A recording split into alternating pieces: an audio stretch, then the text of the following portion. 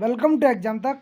जैसे कि पता है फ्रेंड्स, आज मैं आप लोगों के सामने छंद नामक चैप्टर लेकर के आया हूँ। छंद से किसी भी एग्जाम में जो भी प्रश्न बनते फ्रेंड्स, तो यहाँ से प्रश्न 100% बनते हैं। तो छंद के कितने प्रकार होते हैं, तो यहाँ से एग्जाम में हमेशा प्रश्न पूछे जाते हैं। छंद 3 प्रकार के होते हैं, मात्रिक छंद, वर्णिक छंद और मुक्तक छंद। अब फ्रेंड, 3 भेद में कौन कैसे रहते हैं, पेपर में कई बार पूछा जाता फ्रेंड छंद के भेद। आई होप फ्रेंड आपको यहाँ पर समझ में आ गया होगा। तो आपको मात्राओं के आधार पर, वर्णों के आधार पर बताना है। तो मात्रिक छंद क्या कहलाता है, जिनको मात्राओं के आधार पर गणना की जाती है, मात्राओं के आधार पर गिना जाता है, उसको मात्रिक छंद कहते हैं। वर्णिक छंद किसको कहते हैं, जिनको वर्णों के आधार पर गिना जाता है फ्रेंड्स, उनको वर्णिक छंद कहा जाता है। मुक्तक छंद दोनों के उसमें पाया जाता है फ्रेंड्स। आई होप आपको यहाँ समझ में आ गया होगा। छंद की बात करें तो दोस्तों, छंद के अंग चरण या पाद, वर्ण और मात्रा, यति, गति, तुक, गण। फ्रेंड, छंद के इतने सारे अंग होते हैं। कई बार पेपर में पूछा जाता है फ्रेंड, छंद में कितने अंग पाए जाते हैं, तो छंद में 6 अंग पाए जाते हैं। 6 कौन कौन से जो आपको दिखाई दे रहे, चरण या पाद, वर्ण और मात्रा, यति, गति, तुक, गण या समूह, ये सारे फ्रेंड छंद के अंग हैं। छंद में केवल 6 अंग ही पाए जाते हैं। आई होप फ्रेंड आपको समझ में आ गया होगा। यति, यति का मतलब क्या होता है फ्रेंड, मैं आपको बता दूं। छंद में नियमित वर्ण या मात्रा पर सांस लेने के लिए रुकना पड़ता है। छंद में नियमित वर्ण या मात्रा पर सांस लेने के लिए रुकना पड़ता है। इसी रुकने के स्थान को यति या विराम कहते हैं।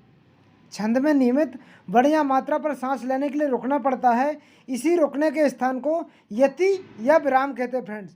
गति अब क्या, यति क्या कहलाती है, यति को रुकना या विराम कहलाता है फ्रेंड। अब गति का अर्थ लय या प्रवाह है।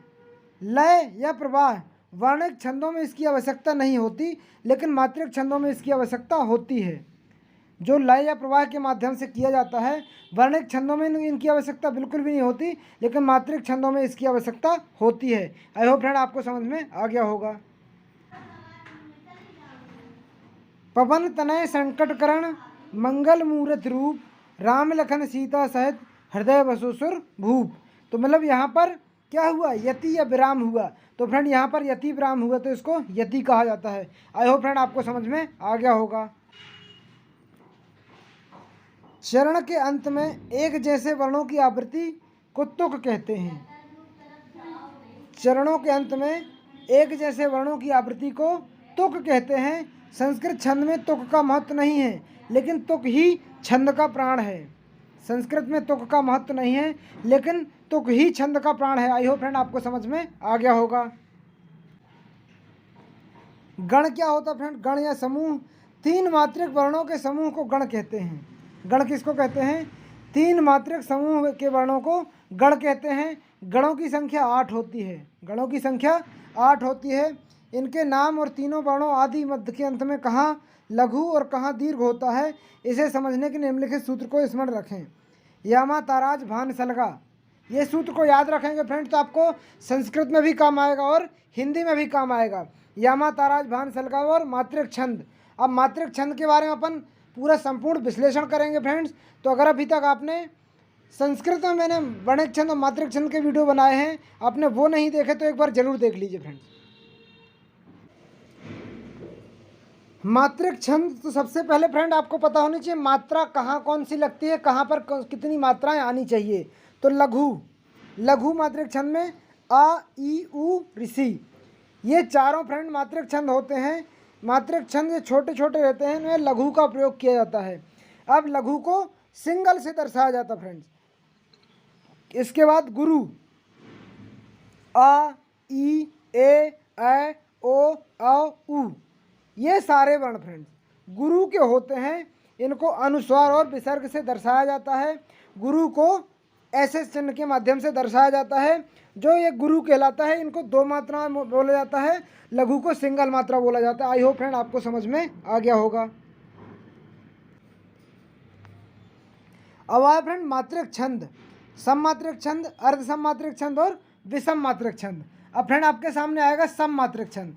तो तो अगर आपने ट्रिक याद रख ली फ्रेंड तो यहाँ पर आपको सारी चीज़ें एकदम अच्छे तरीके से याद हो जाएंगी। सममात्रिक छंद में चारों गीत हरि के लिए, यानी कि चौपाई, रोला, गीत का, हरि गीत का, चारों गीत हरि के लिए। अगर आपने ये याद कर लिए तो फ्रेंड आपको हमेशा के लिए याद हो जाएगा चारों गीत हरि गीत का। ये भी याद रख लेंगे तो भी हमेशा के लिए याद रहेगा। सममात्रिक छंद है फ्रेंड्स, चौपाई, रोला, गीत का और हरि गीत का। चौपाई में 16 मात्राएं होती हैं, रोला में 24 होती हैं, गीत का में 26 होती हैं, हरि गीत का में 28 मात्राएं होती हैं। आई होप फ्रेंड आपको यहाँ पर समझ में आ गया होगा कहाँ पर कितनी मात्राएं पाई जाती हैं।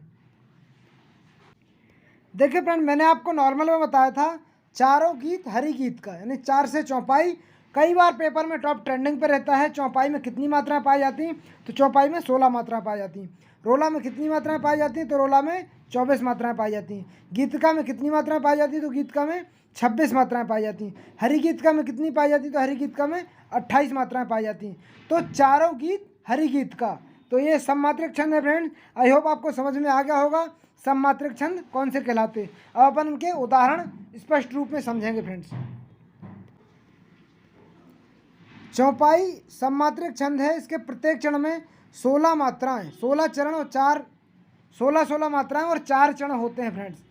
चौपाई जैसा कि नाम से स्पष्ट है, चौपाई क्या है, एक सममात्रिक छंद है। इसके प्रत्येक चरण में 16 मात्राएं होती हैं और 4 चरण होते हैं। उदाहरण के तौर पर पढ़ेंगे, सूरज फिर से मुस्कुराया, कोयलिया ने गान सुनाया।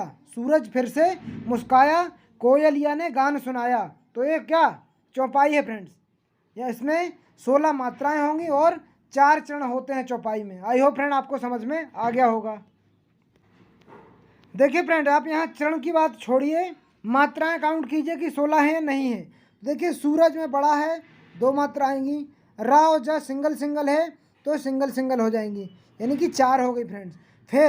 फिर में सिंगल है तो 2 मात्रा यहाँ हो जाएंगी। से बड़ा है फ्रेंड्स, डबल मात्रा आएंगी। है बड़ा है तो डबल आएंगी। मुस्कुराया, मुँह छोटा है फ्रेंड्स तो, लेकिन सा इस साइड का है तो डबल मात्रा हो जाएंगी। फिर काया में डबल और डबल मात्रा। अब देखिए फ्रेंड, इनको काउंट कीजिए, 2, 4, 6, 8, 10, 12, 14 और 16। ऐसे प्रत्येक चरण में 16 मात्राएं होती हैं। आई होप फ्रेंड आपको यहाँ पर समझ में आ गया होगा कैसे मात्राएं काउंट करनी है, आपको ये भी आना चाहिए फ्रेंड्स। बात करते फ्रेंड रोला जैसा कि नाम से स्पष्ट है, रोला एक सममात्रिक छंद है। इसकी 24 मात्राएं होती हैं और प्रत्येक चरण में क्या होता है, 24 मात्राएं प्रत्येक चरण में होती हैं। आप इनको काउंट करेंगे तो 24 ही आएंगी फ्रेंड। से ओठो, यानी कि 1, 2, 3 यहाँ हो जाएंगी तो 3 इसमें हो जाएंगी। फिर 2, 2, 1, आज में आ जाएगा 2, 1, आज तक हो गया। तुम सिंगल आ जाएगा। निद्रा में सिंगल और डबल आएगा। त्यागी में डबल और डबल आ जाएगा फ्रेंड्स। तो इनको काउंट कीजिए, 3, 3 दूनी 6, 2, 8, 2, 10, 11, 12, 13, 14, 15, 16, 17, 18, 19, 20, 21, 22, 23, 24। तो फ्रेंड ऐसे 24 मात्राएं होती रोला में 24 मात्राएं होती हैं। तो आई होप आपको समझ में आ गया होगा। आपको मात्राएं काउंट करते आना चाहिए। अगर आपको मात्राएं काउंट करते आती हैं तो कोई दिक्कत नहीं जाएगी फ्रेंड्स। अब आ गया फ्रेंड हरि गीत का भी एक सममात्रक छंद है। इसके प्रत्येक चरण में 28 मात्राएं होती फ्रेंड्स। हरि गीत का भी एक सममात्रक छंद है। इसके प्रत्येक चरण में 28 मात्राएं होती हैं। अब यह एक अर्ध सममात्रक छंद। अब अभी अपन ने क्या पढ़ा था, सममात्रक छंद। दोहा। अब अपन पढ़ेंगे सममात्रक छंद के बाद अर्ध सममात्रक छंद, जो ना तो पूरे सम होते हैं ना विषम होते हैं। दोहा, सोरठा, बरवे और लाला, तो ये अर्ध सममात्रक छंद है फ्रेंड्स। दोहा, सोरठा, बरवे और लाला। दोहा में 13, 11 के योग से 24 मात्राएं होती हैं। 13, 11 के योग से 24 मात्राएं होती हैं। सोरठा में भी 11, 13। दोहा सोरठा का उल्टा होता फ्रेंड्स। दोहा में 13, 11 के योग से होती हैं, सोरठा में 11, 13 के योग से। बरवे में 19 मात्राएं होती हैं और उल्लाला में 15, 3, 5, 3, 8, 2 और 2, 28 मात्रा होती है उल्लाला में फ्रेंड्स। आई होप फ्रेंड आपको अर्धसममात्रक छंद के इस बारे में समझ में आ गया होगा। अपन के उदाहरण देखने जा रहे। देखिए फ्रेंड, दोहा मात्रक अर्धसममात्रक छंद प्रथम और तृतीय में 13-13 होती हैं, यानी कि पहले पद में और तीसरे पद में, जैसा नाम है इससे भी आप याद रख सकते हैं। पहला और तीसरा, यानी कि पहले और तीसरे में 13-13 और दूसरे चौथे में 11-11, दूसरे चौथे में 11-11 और पहले तीसरे में तो ज्यों का त्यों आ रहा 13।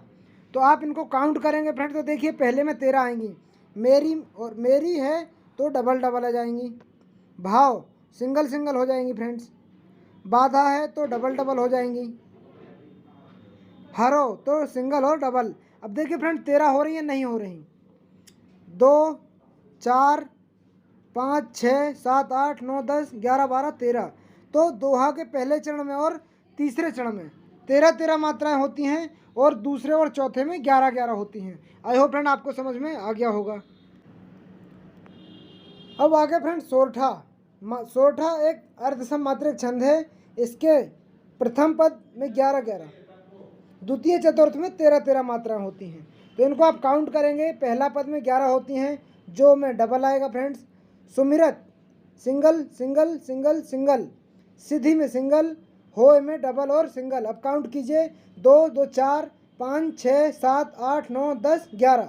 तो प्रथम चरण और तृतीय चरण में 11-11 मात्राएं और दूसरे और चौथे में 13-13 मात्राएं, उसको सोरठा कहा जाता है फ्रेंड्स। अब फ्रेंड विषम मात्रिक छंद है, तो विषम मात्रिक छंद को आप कैसे याद रख सकते हैं कि विषम मात्रिक छंद किससे मिलकर के बनता है? कुदरो। कुदरो अगर आपको याद रहेगा, कुदोरो, तो कुंडलियाँ दोहा और रोला से मिलकर के बनता है। कुंडलियाँ दोहा और रोला से मिलकर बनता है। अगर आप कुदोरो विषम मात्रिक छंद है ऐसे याद रख लेंगे तो आपको कभी भी नहीं भूलेगा। तो और छप्पे किससे बनता है? तो छरऊ। छप्पे के लिए आप छरऊ याद रख सकते हैं। ये ट्रिक आप अपने दिमाग में सेट कर लीजिए, पेपर में आएगा। अगर पेपर में आता फ्रेंड विषम मात्रिक छंद क्या है, तो कुंडलियाँ दोहा और रोला से मिलकर के बनती हैं और छप्पे रोला और लाला से मिलकर बनता है, तो एक विषम मात्रिक छंद है। आई होप फ्रेंड आपको समझ में आ गया होगा। एक दोहा प्लस एक रोला बराबर क्या होता फ्रेंड्स? तो बनावट के आधार पर ये विषम मात्रिक छंद है, कुंडलियाँ होती हैं फ्रेंड्स। एक दोहा और एक रोला से जो बनता है उसको कुंडलियाँ ही कहते हैं। कई बार पेपर में पूछा जाता फ्रेंड, तो ये जरूर याद रखिएगा फ्रेंड्स।